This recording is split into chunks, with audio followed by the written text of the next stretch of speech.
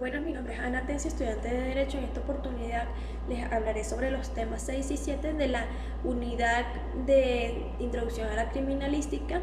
El tema 6 se trata sobre los sitios del suceso. Un sitio de suceso constituye, en principio, la fuente principal de producción de evidencia física relacionada a un hecho delictivo o con un hecho criminal. Es el segundo espacio físico donde ha ocurrido o se ha desarrollado una actividad delictuosa mediante la perpetración de un hecho punible.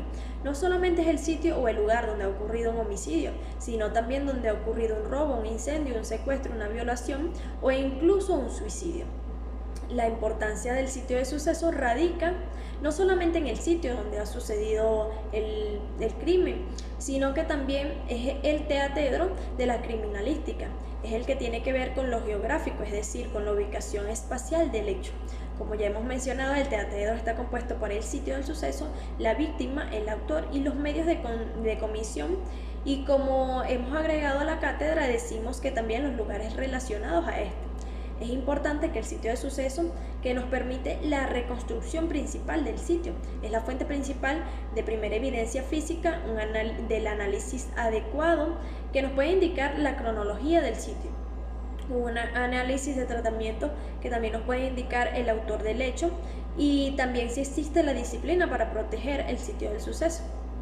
Existen varios tipos de sitios de suceso y la clasificación tradicional que obedece al peligro de contaminación es la primera, que sucede en un sitio abierto, cerrado o mixto. Cuando hablamos de abierto nos referimos al lugar en el que posee límites precisos, que no posee límites precisos, que están en intemperie o de carácter de protecciones laterales, pudiendo acceder a las vías no limitadas, es decir, que está en contacto con el medio ambiente que los rodea. Puede ser al aire libre, como puede ser un terreno, puede ser una finca.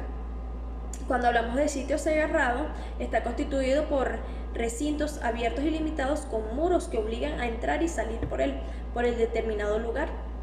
Es decir, tiene sus límites demarcados y no existe un contacto directo con la luz atmosférica natural, como por ejemplo un apartamento, una casa, una urbanización. Y cuando hablamos de un sitio mixto, tiene características del sitio abierto y otras características del sitio cerrado, ya que esta está cubierta y se encuentra en parte por amarullados. Sin embargo, carecen de calidad de aislamientos que no pueden acceder a ellos por varias vías. Por ejemplo, un cadáver que se encuentra en el patio de una casa es un sitio mixto. Asimismo, tenemos como otros subtemas los sitios de liberación, que pueden confundirse con el sitio de suceso, ya que en este se pueden encontrar algunos instrumentos empleados en la cantidad importante que puede confundir de qué se trata el sitio de suceso.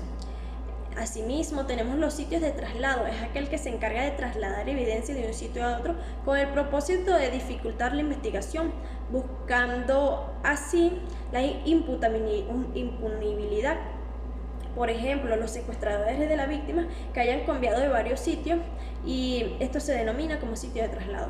El lugar del hallazgo corresponde a un espacio donde encontramos los indicios que pueden estar relacionados con el hallazgo de un cadáver. Cuando hablamos de sitios móviles, es cuando se trata de personas o objetos como vehículos, transportes que van en carros, en avión, en bus, en barco, entre otros. La protección y preservación de los sitios de suceso, cuando hablamos de protección, tiene como objeto no permitir el ingreso de personas extrañas que puedan alterar o mover, destruir elementos físicos o indicios de prueba, como son rastros o cualquier elemento. Una vez se haya llegado al lugar del hecho, debe protegerse el interior y el exterior del lugar mediante el aislamiento de la escena. La protección inadecuada de la escena del crimen. Tenemos demasiados agentes que presentan la contaminación de las evidencias y de la escena por falta de organización, falta de comunicación antes de ingresar a la escena del crimen. Una de las principales cosas es levantar o tocar las evidencias antes que se efectúe la croquis, las vistas o las fotografías y anotaciones, no tomar adecuadamente las referencias, no examinar la zona atentamente, no restringir la información de las pistas de los investigadores, no darle a conocer a los medios de información qué ha sucedido en la escena. Asimismo, tenemos el orden de investigación. Al tener el conocimiento fiscal del Ministerio Público que se ha hecho un órgano punible de la orden de inicio de investigación, debe ser de diligencias necesarias para así poder ingresar al sitio. Ahora bien, los procedimientos de la criminalística, los pasos específicos de investigación criminalística son, en primer lugar, la protección del sitio de suceso, en segundo lugar, la observación del sitio del suceso, en tercer lugar, la fijación del sitio del suceso, en cuarto lugar, la colección de evidencias físicas, en quinto lugar, el suministro de la evidencia a los laboratorios, en sexto lugar, el estudio de esta escena del delito tiene como función englobar todo lo normativo que se conoce como inspección técnico-laboral. También inspección ocular, reconocimiento facial, cuando es la propia autoridad judicial quien lleva a cabo la investigación del sitio. El trabajo que se realiza en la escena del crimen es de suma importancia y repercutirá en el resto del proceso de investigación en el hecho delictivo. Cuando hablamos de cadena de custodia, nos referimos a la cadena de custodia, que es el procedimiento de control que se aplica en todo indicio material relacionado con el delito, donde su localización por parte de la autoridad ya haya sido valorado por los órganos administrativos de justicia y deja de ser útil al proceso, ya que este tiene como un fin no vaciar manejo que haga para evitar las alteraciones de daño, sustanciación, contaminación y destrucción o cualquier significado original. Así bien, cuando hablamos de la interpretación previa de las escenas del crimen, nos referimos a las pruebas que se dejan a menudo detrás de analizar la escena del crimen. Es el proceso de conciliación de pruebas para estudiarlos. Este análisis es uno de los primeros pasos para ayudar a los investigadores a construir un crimen, ya que a menudo proporcionan evidencias que son utilizadas en un juicio. ¿Cómo se lleva a cabo este análisis? En primer lugar, en la delimitación y preservación del lugar del hecho. Una vez que se establezca este perímetro, se lleva a cabo una inspección ocular. Luego de este se denominan distintas partes de la escena para así dar comienzo al levantamiento de los indicios. Estos son elementos que podrán convertirse en pruebas en el marco investigativo.